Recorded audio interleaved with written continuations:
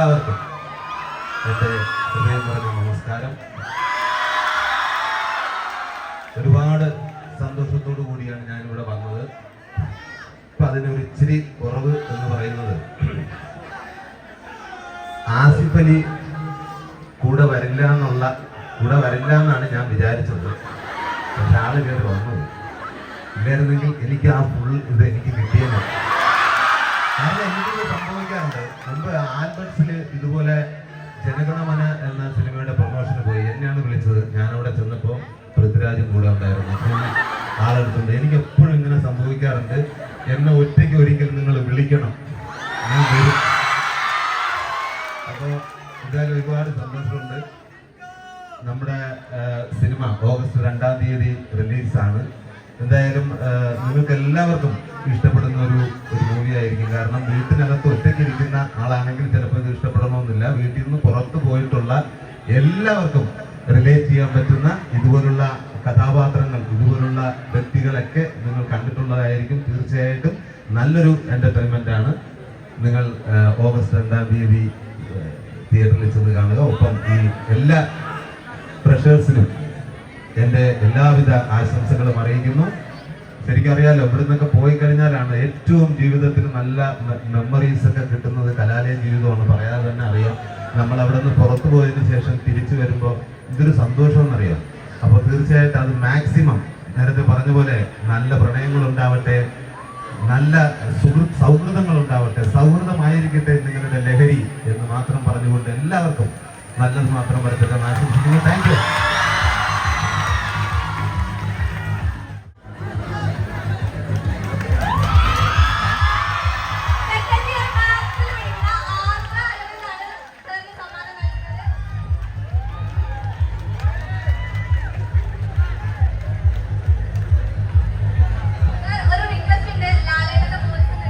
Thank you Ardra, thank you. Super ആയിരുന്നു കേട്ടോ, ഒരു രക്ഷയില്ല. Thank you. ഇതാരുടെ റിക്വസ്റ്റ് ആയിരുന്നു?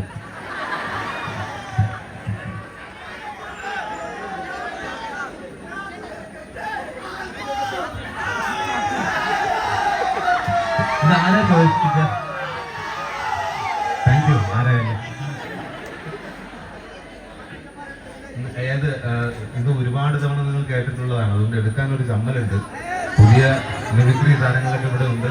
നിങ്ങളോട് ആദ്യമേ തന്നെ ക്ഷമ ചോദിക്കുന്നു. കാരണം പുതിയ കലാകാരന്മാർ മിമിക്രിയിൽ അത്ഭുതങ്ങളാണ് കാണിച്ചുകൊണ്ടിരിക്കുന്നത്. അപ്പോൾ വീണ്ടും പഴയത് തന്നെ ഞാൻ ചെയ്യുമ്പോൾ ഉണ്ടാകുന്ന എല്ലാം മനസ്സിലാവുമല്ലോ അല്ലേ? ശരി, ഇത് നന്നായി കഴിഞ്ഞാൽ എൻ്റെ മിടുക്കും, കുഴപ്പമാണെങ്കിൽ സൗണ്ടിന്റെ പ്രശ്നമായിരിക്കും. ആറാം തമ്പുരാൻ തന്നെ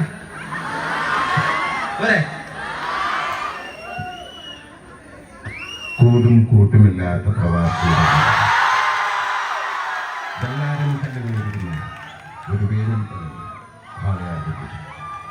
മിയാറ്റാൻസിന്റെ ഹരാനകൊണ്ട കോള ഗതകാല സ്മൃതികളിൽ ശവകുടീരങ്ങളുടെ മൗനം പേരുന്ന കൊട്ടാരങ്ങൾ ധ്രുവതിന്റെ വിരയാർന്ന വേദന കേൾക്കാൻ, ചെവിയോർക്കാൻ, ഹിന്ദുസ്ഥാനി സംഗീതം പഠിക്കണമെന്ന് മോഹായിട്ട് നേരെ ചെന്ന് കണ്ടു ഒരു സിംഹത്തിന്റെ മറയിൽ ഉസ്താദ് ബാദുഷാ ഖാൻ ആവശ്യം അറിയിച്ചപ്പോൾ ദക്ഷിണ വയ്ക്കാൻ പറഞ്ഞു.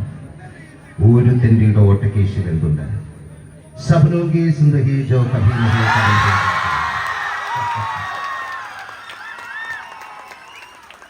ഞാൻ ഇനി ശരിയാക്കിക്കോളാം അടുത്ത വരവിൽ.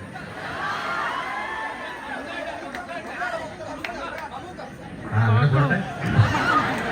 ഇതിപ്പോ ഒരു ഇത്തിരി ചില്ലറ വാങ്ങിക്കൊണ്ട് ഒരു ഫ്രീ ആയിട്ടൊരു പരിപാടിയും കിട്ടിയില്ലേ?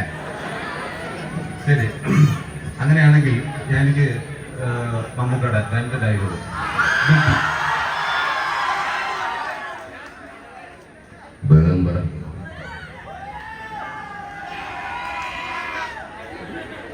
ബാപ്പാക്ക് പണിയും കഴിഞ്ഞെടുത്ത് വിമാനത്തിന് പക്ഷേ ബിലാലുവിടെ ഇനി തിലകേട്ടന്റെ ശബ്ദം ആരും ചോദിക്കാത്തതുകൊണ്ട് ഞാൻ അങ്ങോട്ട്. പക്ഷേ ഇതിനൊക്കെ പ്രതിവാരമായിട്ട് നിങ്ങൾ ഓഗസ്റ്റ് 2-ാം തീയതി അഡിയോസ് അമീഗോസ് കേട്ടാ. തിലകൻ ചേട്ടൻ, അതായത് അവസാനം അദ്ദേഹം നാളുകളിൽ അഭിനയിച്ച സിനിമയാണ് നമ്മുടെ ഇന്ത്യൻ ഗ്രൂപ്പിൽ. അതിൽ ഒരു സ്ത്രീ എങ്ങനെയായിരിക്കണം എന്ന് അദ്ദേഹം ഒരു ഡയലോഗ് പറയുന്നുണ്ട്.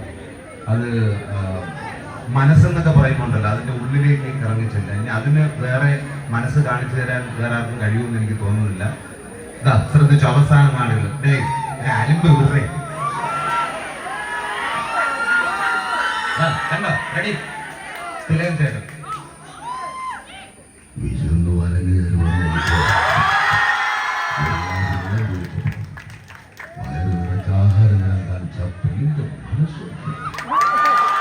ആ മനസ്സ് ഒന്നുകൂടെ ശ്രദ്ധിച്ച് കേട്ടോ. ആ മനസ്സ് ഒരു ഗ്ലാസ് വെള്ളം ചോദിച്ചപ്പോ ആഹാരം അതാണ് താങ്ക് യു.